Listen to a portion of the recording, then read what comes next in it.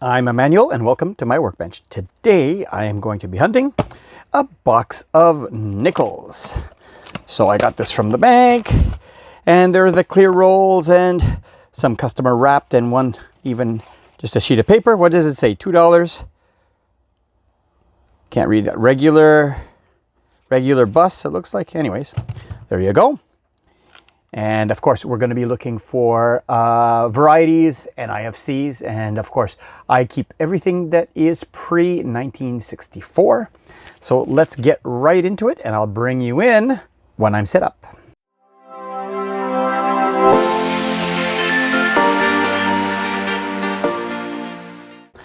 All right, as part of the hunt, I'm going to be filling out these coin albums. I got one that starts in 1922 and it goes all the way to the present.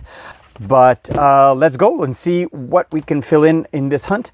And of course, these books, once they're filled in, I will be most likely including them in my 1,000 subscriber giveaway as a potential prize. So stay tuned for that.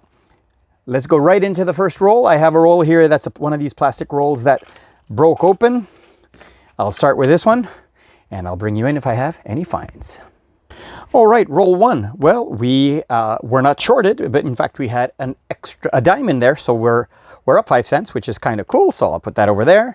And we got an American nickel from 1965. Now I believe 1965 have no mint mark. So there you go, 1965 American. And instead of putting the best nickels off to the side, I'm going to start stacking them over here. So far, these are from the 2010s. I have the 2000s, and I have the two varieties here for 2005, the commemorative V-nickel, as well as the regular V-nickel. So let's go on to the next roll. Roll two, our first young head of the hunt, 1963, in really good shape. Look at that. Wow, I'll have to check against my book to see if it upgrades. Awesome.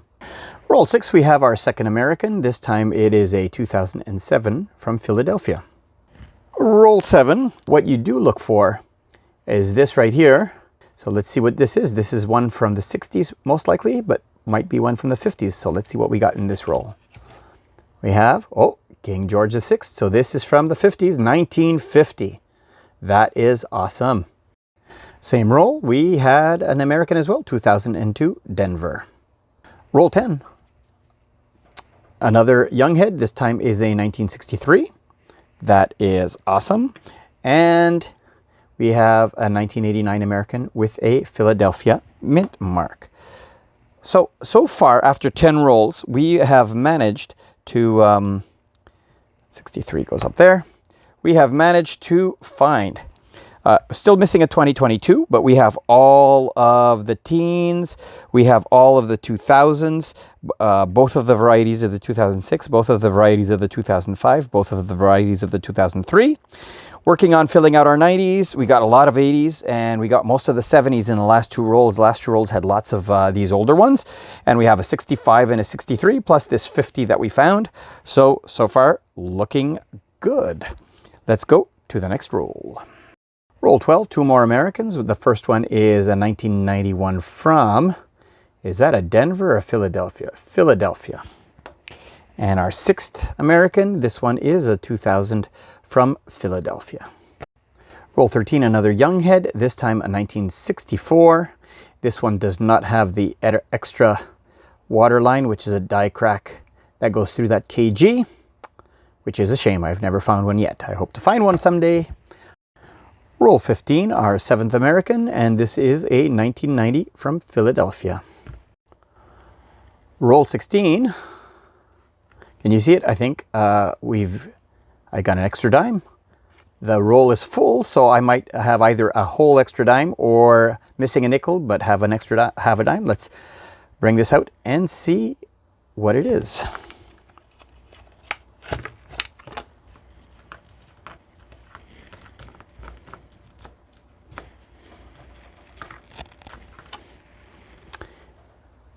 $2014 Canadian dime, nothing special, but an extra dime.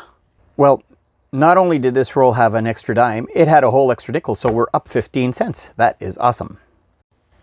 Roll 19, we have another American. This is a 1964. And I believe there's no, oh, there is a mint mark on the reverse, and this one is a Denver mint mark. Roll 20, another American. This one is a 2002 Denver. And after 20 rolls, we did finish the 1980s. We have everything from 1980 to 1989. Still missing some 1990s in here. The 1970s are coming along nicely. Roll 22, we have two more Americans. The first one is this 2015 Philadelphia. And the 11th one of our box is this 2020 Philadelphia. Roll 25, an overstuffed roll, 2 extra dimes on this. So we are now 10, 20, 25 cents over, which is awesome. And on this one over here, we have an American, which is a 2003 Denver. Roll 27, short 1 nickel, but we're still ahead by 20 cents. And we found an American in 1986 Denver. Roll 31, a hard to find 2000 with a P mint mark. It looks grungy, but it's the first one I found in the box, so it's great to add that to the pile. And I did make a mistake. I said I had all of the 2006's varieties. In 2006, there's 3 varieties to look for. I know that I found one, and it's rarer. So you got the P composition mark, the Royal Canadian mark, and there is a variety that I have found and is in my collection with no mark whatsoever, just a 2006 with no mark. So that is something to look for as well. Roll 37, I missed it from the edge, but I do have 2 oldies. I have this King George VI, 1949, which is awesome, as well as this other Queen Elizabeth Younghead, 1956. Roll 39, we have a 1967 commemorative hair. All right, that is awesome. That goes over here. And we also have an American, a 1988 Denver. Roll 40, we have another American. This time it is a 2015 Denver. Roll 41, we have several of Americans and a 1961 Younghead, which is awesome. And for the Americans, I found, 8 of them. A 1973 Philadelphia, a 2016 Denver, a 2000 Philadelphia, a 1999 Philly, a 2001 Denver, a 1996 Denver, a 94 Denver, and finally an 85 Philly. Roll 44, so we have another 1961 Younghead, as well as another American. This one is a 1981 Philadelphia. Roll 45, another American, a 2006 P. Roll 48, ugh, gross. Anyways, 1964 Younghead, not the extra waterline, unfortunately. And another American, this one is a 2011 Philadelphia. Roll 49, 1941 King George VI in awesome condition. Look at that. Wow. And roll 50, final roll, another Younghead 1964. This is not the extra waterline variety, unfortunately. All right, let me clean up. I'm going to show you the varieties that I found, and then we'll get to filling the book. So I'll be right back. All right, these 4 Americans and this Canadian upgraded in my book. So this 1941 is out of my book. The one that I found on this hunt was better. And for the Americans, these are the ones that I've taken out of my book. 86D was upgraded. 73P was upgraded. 94D was upgraded, and 2002D was upgraded. So good hunt all the way. Let me put these aside and I will talk about the varieties that I found. All right, so 60s, 70s, 80s, 90s, 2000s, 2010s, 2020s.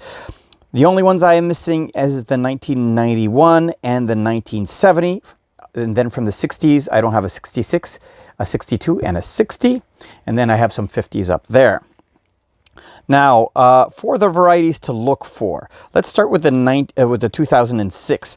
There are 3 varieties that you need to look for 2006. So I did, after all, find one of these 2006s with no marks at all. If you look under the Queen, and what is special about the 2006 with no mint mark, it is not magnetic.